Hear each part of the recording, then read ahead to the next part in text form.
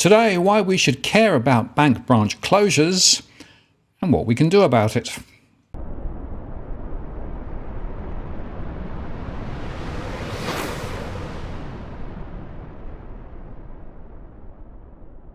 Hello again, it's Martin North from Digital Finance Analytics. Welcome to this post covering finance and problem news with a distinctively Australian flavour.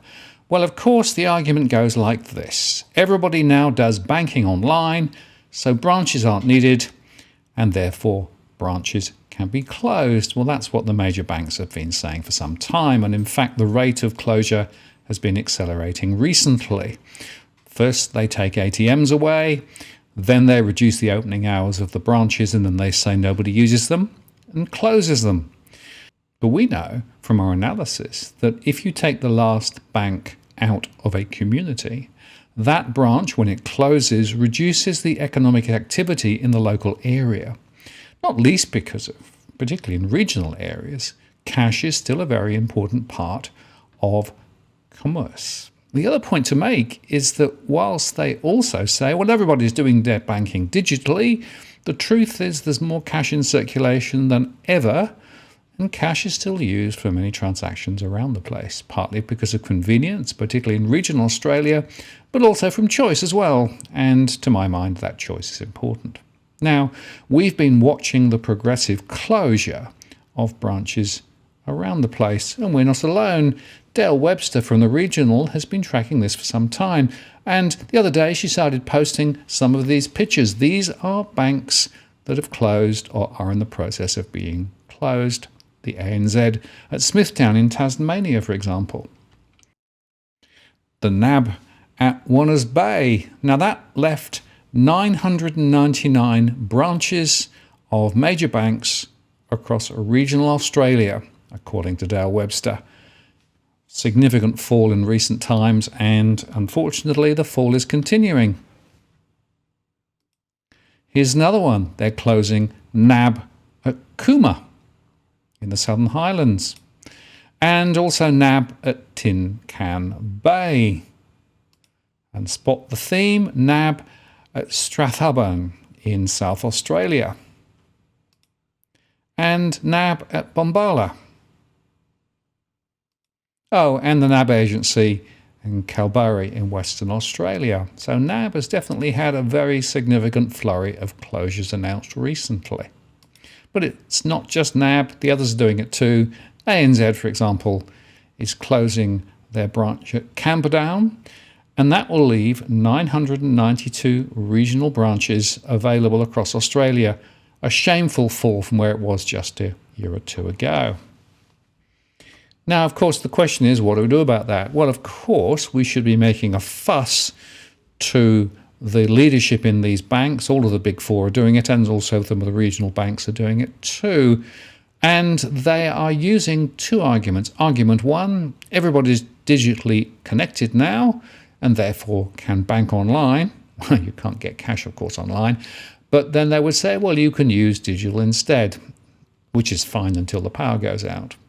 But also, if you look carefully at the statistics, the way they play them is that they say everybody's registered for banking, so therefore you don't need a branch. Well, of course, that's not true. And if you look more closely at the figures, many people still need and want to use branches, not least, of course, those in the small business community.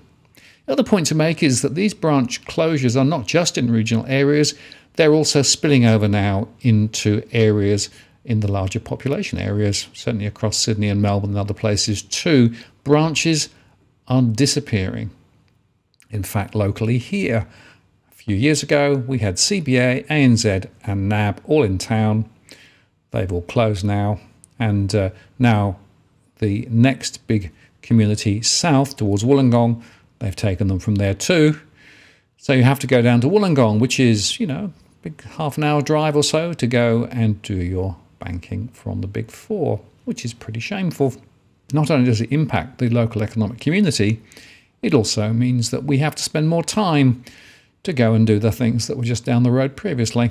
Now, the other point to make is that the majors in particular have a sneaky way of showing that the branches are uneconomic. That's because they put all of the costs of the branch network against the branches. but they pull all the profit from the products and services sold, including those via the branch network, held centrally. So effectively, they always prove that branches are a loss leader. Well, I think that's probably a bit unfair if you look at it actually in the round. And the final point to make here, of course, is that in some cases the banks are now saying, well, you can just use the post office instead. Remembering all of the shenanigans with the bank postal negotiations, that's a bit shameful too, because what they're doing is passing a lot of the pressure back onto the post office and ultimately onto the government, and that doesn't seem right either. So what do we do about it? Well, the first thing, again, kudos to Dale Webster from the regional. She's actually sent an open letter to the Attorney General asking them to examine APRA's integrity standards, because she's been arguing, quite rightly, that there's been false reporting of bank data over decades because, of course, APRA is in cahoots with the banks here and arguing that actually you don't need branches anymore, really. So she wrote to Mr. Dreyfus saying, I write to highlight issues with the administration of the Financial Sector Collection of Data Act 2001 and the behaviour of the statutory authority involved, the Australian Prudential Regulatory Authority. And she summed up by saying, failure to disclose the correction of hundreds of errors that go back decades suggests APRA has colluded with the Bendigo and Adelaide Bank to cover up the misreporting. APRA has taken no action against the Bendigo and Adelaide Bank or any of the other banks for misreporting of service channels, which carries significant penalties under the Financial Service Collection of Data Act 2001. And referring to the then head of APRA, Mr. Byers, appears to have misled Senator Roberts and by extension Parliament about this knowledge of the long-standing errors in the APRA database. APRA, in its latest data publication released on the 19th of October, has applied the legislation inconsistently, for the most part letting large banks off the hook, but cracking down on smaller and foreign institutions. And she goes on to say, I suggest the following remedy. APRA has within its power to reissue the 2022 Authorised Deposit-Taking Institution Points of Presence statistics, as did in 2019, when it corrected the publication of a large number of Australia Post sites that did not offer Bank at Post services. I request that the 2022 data be reissued as a revised edition with the 25 ANZ, NAB, Commonwealth Bank and Westpac sites that do not meet branch criteria under ARS 796, reclassified as other face-to-face. Both APRA and Treasury have a list of these. I also request that the Bendigo and Adelaide Bank amendments made to the 2021, 2020 and 2019 data be disclosed in the important notice section of the reissued publication, with a warning that as a result of the false reporting, the efficacy of previously published data back to 2001 has been compromised. And given that this data has been used over the years by media and government committees, such as the Regional Banking Task Force, shareholders and businesses, for planning purposes, a public statement would also better reflect the integrity standards of the Public Service Act 1999. Now, what's behind this is the fact that at the moment there is a misrepresentation of those points of presence which actually provide cash services, and actually to be a branch, that's what you need to do. So what's been quietly happening is that services have been removed, but the branch count hasn't been updated. So very important that actually we get Dreyfus to react and respond. And it's also worth highlighting that in a recent petition with around 5,000 signatures, the Treasurer was asked to review this whole issue, specifically of access to cash and branch presence, particularly in regional communities, because of its criticality in terms of building momentum from a commercial perspective. We haven't heard anything from the Treasurer yet. He has an obligation to respond to that. Again, Dale Webster was the moving force behind that petition. Kudos to her. But the other thing I want to say is that, there are banking alternatives in Australia. And the one that I keep coming back to is the customer-owned banking association banks. Now, I want to just step through what they say on the website because it's really important. People don't understand what these entities are, and yet they offer a viable proposition. And in fact, in my local area, there is a customer-owned banking association member with a branch right down the road. In fact, I've opened an account there. I now bank with them. And it's amazing that they actually have, believe it or not, tellers, full opening hours during the week, and an ATM. And actually, if you look at their products and services, they're very good. So the Customer-Owned Banking Association website says, join more than 4 million Australians who choose customer-owned banking, where the profits are used to benefit you. Now, that's a really important observation because the Customer-Owned Banking Association network is not designed to maximise profitability at any cost. It's designed to provide banking services locally to those who need them. Brilliant and totally appropriate. They go on to say that we represent 58 of Australia's customer-owned banking institutions, 27 credit unions, 30 mutual banks and 1 building society.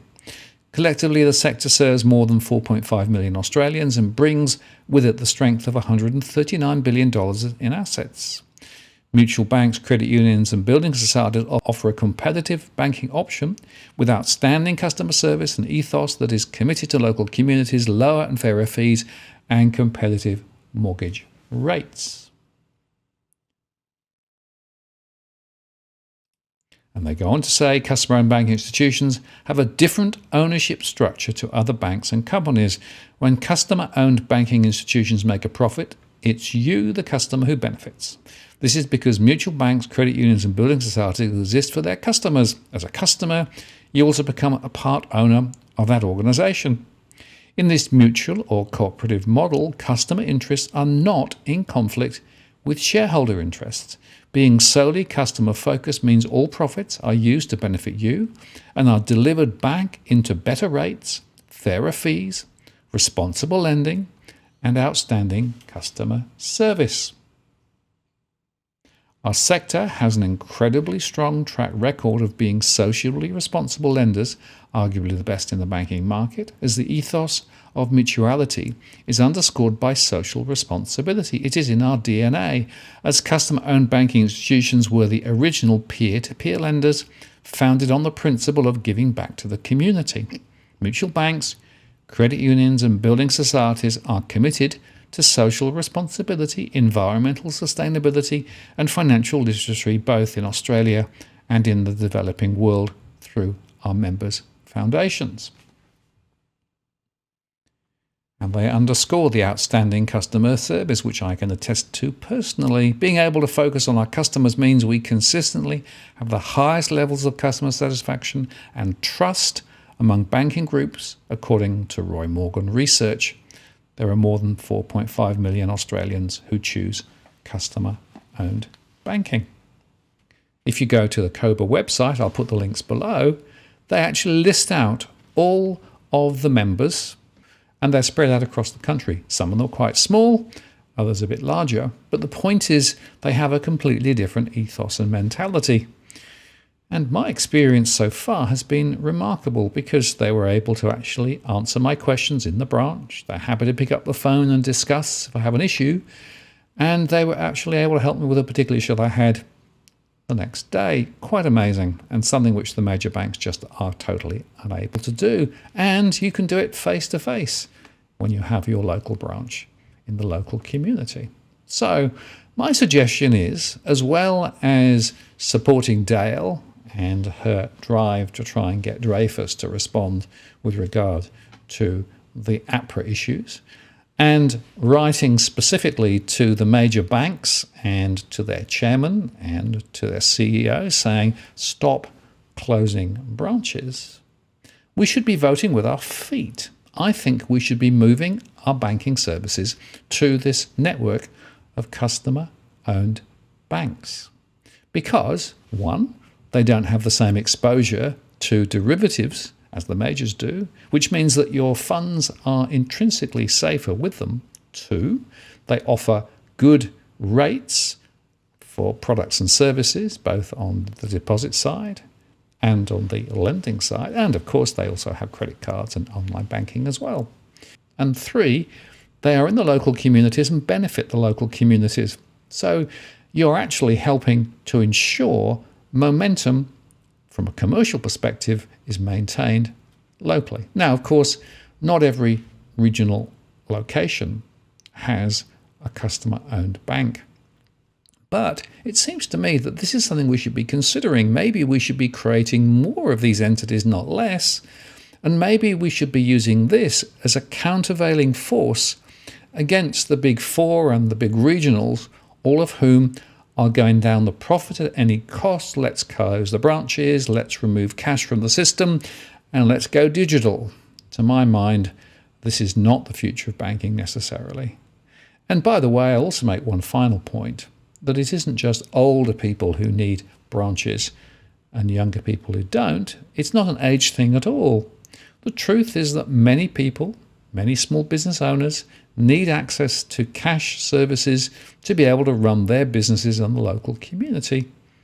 So the argument that cash is no longer required and that branches are no longer required is actually a furphy. The reverse is absolutely true. And the reason the majors have been pushing this line of argument is because they have a cost problem and because they're trying to maximize their returns to their shareholders.